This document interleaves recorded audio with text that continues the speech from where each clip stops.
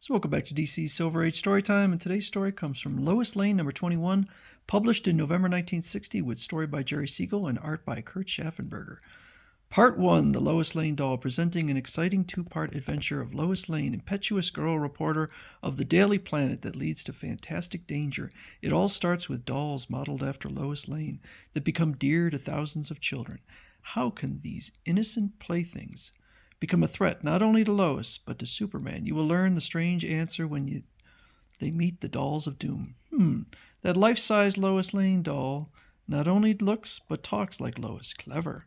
Unknown to Superman, that Lois Lane doll I made will be his downfall. Ha ha! In Metropolis one day at the Daily Planet, a doll inventor calls to show reporter Lois Lane one of his novelties. How cute, a wind-up Superman doll. That's one of my previous products that sold well. I am Cyril Madison, the Doll King. This new doll will be a great sensation too, Miss Lane. But that girl has no face. Exactly, Miss Lane. I want to model it after a girl in town who is a famous newspaper woman and a close friend of Superman. Yes, all little girls want a famous newspaper woman doll. You don't mean me.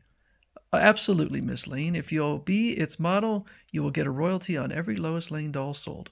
Oh, you're a living doll, Mr. Madison. I'll do it. Good. Come to my studio tonight for the modeling. I'll leave you the address. And so she goes to model. I feel rather silly wearing this harness and fake key in back. It's necessary. I don't know why she has to wear a fake key. That way I'll get all the proportions exactly right for your doll double. I found a doll dress to match yours. Ah, you look like twins now, except for size. But it's not only a walking doll.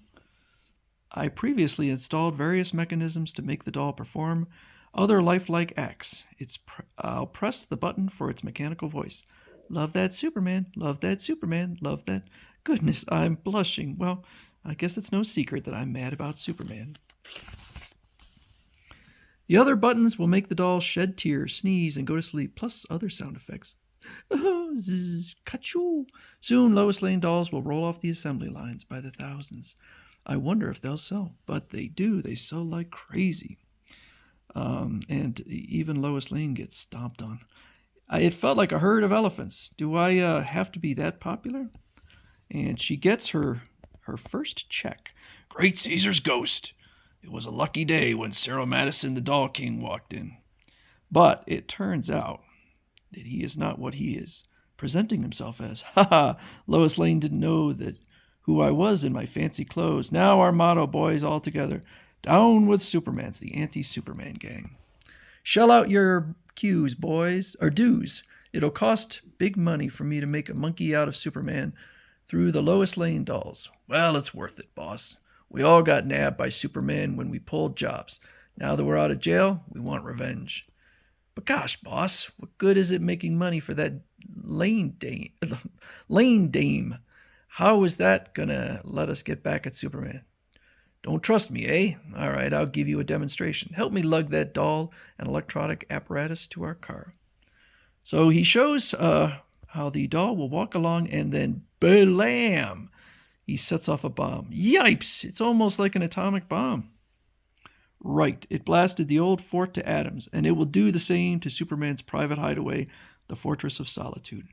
Great, boss. Even if it can't harm Superman himself, it'll blow up his trophies, souvenirs, and super exhibits. Ha ha! So they are watching Superman receive a statue. Thanks for this artistic statue of me that you boys made in my honor. I'll put it in with my other trophies. See, boys, Superman brings even the crummiest trophies to his fortress. He'll bring our special Lois Lane doll, too, with Lois Lane's help.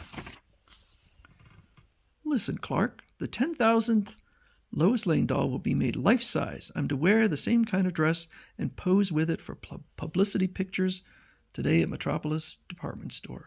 And the Doll King wants to present the 10,000th doll to Superman. You suppose he'll accept the trophy? I'm sure he will, Lois. Time to change for my usual patrol. I'll show up for the Lois Lane doll at the store later. After all, she's my close friend. It's nice of the Doll King to offer me that doll as a trophy. Okay, boys, the super bomb is planted inside this life-size Lois Lane doll. Now Lefty and I will take it to the Metropolis Department Store. They'll crate it, and then Superman will pick it up. And later, his fortress of solitude will go boom. So Superman discovers an emergency. That mooring rope broke in a high wind, and this advertising blimp, shaped like the Lois Lane doll, nearly blew out to sea. I'll drag it back to Metropolis. Meanwhile, as the store manager arranges for Lois to have her picture taken with the big doll. It's hard to tell the doll from Miss Lane. That gives me a great idea for increasing sales. Let me use that life-size doll for a window demonstration. But we want the doll crated for Superman and... Tut-tut. Superman's late anyway. I'll lead the doll to the show window for the crowds to see. Come, Miss Lane. He doesn't know it's loaded with a bomb. Well, it can't go off without my remote control signal at the hideout. We'll wait here and make sure the doll is crated later for Superman. But when he tries to wind it up, oh, drat, the key broke off. Miss Lane, you're dressed like the doll. You could take its place. Goodness, I can't act like a doll. I tied the key on you, Miss Lane. Now do your stuff. Walk stiffly like a doll. Oh, dear. Why do I get into these things? But I suppose it'll increase sales. Love that Superman. Love that Superman. Love. Gosh, that life-size Lois Lane sounds as if it really means those words. I guess that's what defines her love of Superman. Psst, Miss Lane, now cry like the other dolls do. It'll wow the crowds. But I can't turn on tears at a moment's notice like an actress. So he starts cutting some onions, and it has the obvious effect. Then he throws pepper on her, causing her to sneeze, and then tosses a sleeping pill. It's just swallow these. It's harmless sleeping pill. I just brought some to bring home to my wife who sleeps poorly, and she's out. The effects of that sleeping pill won't last too long. I'll let her sleep it off while I handle the big selling rush. Zzz. A moment later, unaware of the switch, we saw Superman coming. Quick, nail up that doll in the crate.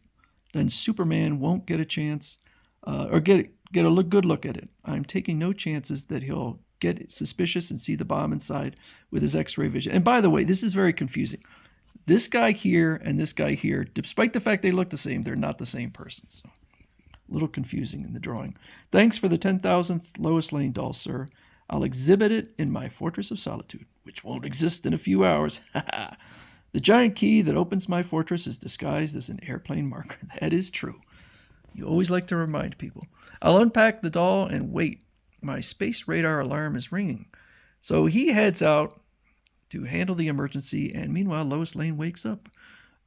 Where am I? Goodness, it's the Fortress of Solitude. I must have been crated by mistake in place of the doll trophy Superman was supposed to get. Yes, so they accidentally put the real Lois Lane, did not notice that it was not a doll. When you going to use the remote control, boss? After Superman returns to Metropolis. Then we'll know for sure that the doll is in the fortress. Nobody can get in and out of the fortress super doors. I'll have to wait for Superman to show up and free me. Well, I'll get a look at his latest exhibits. Anyway, this shows the super mechanism that run his super robots. Yep. That's Kandor, once a city in Krypton long ago, which was reduced to a small size and now can only exist in this bottle. Superman never found a way to enlarge the city or its people to normal size. That exchange ray only allows one Kandorian and one similar-sized person or creature from Earth to switch places. Now to observe the tiny people with this magnifier. Two of them I know well. Van Zee and Sylvia, who are doubles of Superman and me. They married after an exciting romance and have twins, Lily and Lyle. How happy they must be. Suddenly, as Lois hears a hissing sound, what are those choking fumes coming from that pipe? Oh, that sign. Help, Superman, help. Automatic tank once a month spray microbe gas through fortress to eliminate destructive microorganisms. She's not a microorganism. But Superman is still busy far off in space, saving an alien world. I made this big barge to carry the people away before their city collapses from the earthquake. I'll help them build a new city. But in the fortress on Earth, as a plastic dome automatically covers the interplanetary zoo, the fumes won't reach the animals. Can I get under it? Too late. Nothing can save me now. From the poison gas. Choke. Will Lois Lane be snuffed out by the deadly gas filling the Fortress of Solitude? We'll find out in part 2.